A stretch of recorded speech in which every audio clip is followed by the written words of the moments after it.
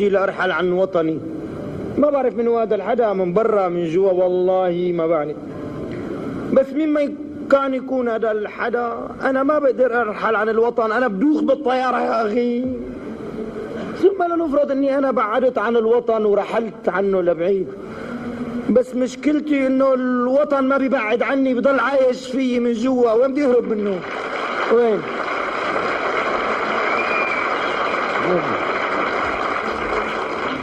لذلك بدي ضل عايش فيه غصبا عن اللي ما بده.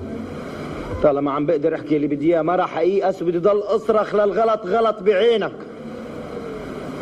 وبدي اعمل ثورة بالبطحة واشرب كاسك يا وطني على رواق.